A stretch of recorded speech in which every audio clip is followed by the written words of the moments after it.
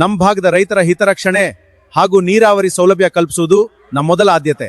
ರೈತರ ಧರಣಿಗೆ ಫಲ. ಮಲಪ್ರಭಾ ಎಡದಂಡೆ ಕಾಲುವೆ ಸೈಫನ್ ದುರಸ್ತಿಗೆ 19 ಕೋಟಿ ರೂಪಾಯಿ ಮಂಜೂರು.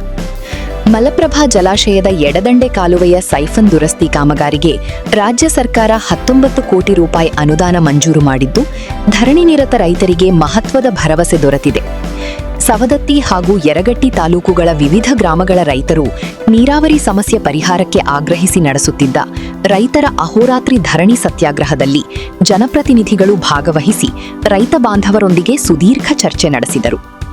ಮಲಪ್ರಭಾ ಎಡದಂಡೆ ಕಾಲುವೆಯ ಸೈಫನ್ ದುರಸ್ತಿ ವಿಳಂಬನದಿಂದ ಕ್ಷಿಂದೋಗಿ, ಮುನವಳ್ಳಿ, ಯಕ್ಕೇರಿ, ಹಿರೂರ, ಹಳ್ಳೂರ, ಭಂಡಾರಹಳ್ಳಿ, ತೆರೆದಕೊಪ್ಪ, ಬೋಚಬಾಳ ಹಾಗೂ ಮಾಂಗನೂರ ಗ್ರಾಮಗಳ ರೈತರ ಜಮೀನುಗಳಿಗೆ ನೀರು ತಲುಪುವಲ್ಲಿ ತೊಂದರೆ ಉಂಟಾಗಿತ್ತು.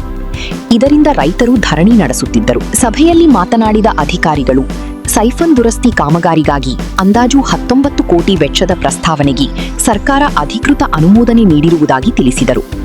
ತಾಂತ್ರಿಕ ಪ್ರಕ್ರಿಯೆಗಳು ಪೂರ್ಣಗೊಂಡ ತಕ್ಷಣ ಕಾಮಗಾರಿ ಆರಂಭವಾಗಲಿದ್ದು, ಗುತ್ತಿಗೆದಾರರೊಂದಿಗೆ ಮಾತುಕತೆ ನಡೆಸಿ ಮುಂದಿನ 5 ರಿಂದ 6 ದಿನಗಳಲ್ಲೇ ದುರಸ್ತಿ ಕಾರ್ಯ ಆರಂಭಿಸಲು ಸೂಚನೆ ನೀಡಲಾಗುವುದು ಎಂದು ಭರವಸೆ ನೀಡಲಾಯಿತು. ಸರ್ಕಾರದಿಂದ ಅನುದಾನ ಬಿಡುಗಡೆಯಾಗಿ ಕಾಮಗಾರಿ ಪ್ರಕ್ರಿಯೆ ಆರಂಭವಾಗಿರುವ ಹಿನ್ನೆಲೆಯಲ್ಲಿ ರೈತರು ಧರಣಿಯನ್ನು ಹಿಂಪಡೆದು ಕಾಮಗಾರಿಗೆ ಸಹಕಾರ ನೀಡುವಂತೆ ಮನವಿ ಮಾಡಲಾಯಿತು.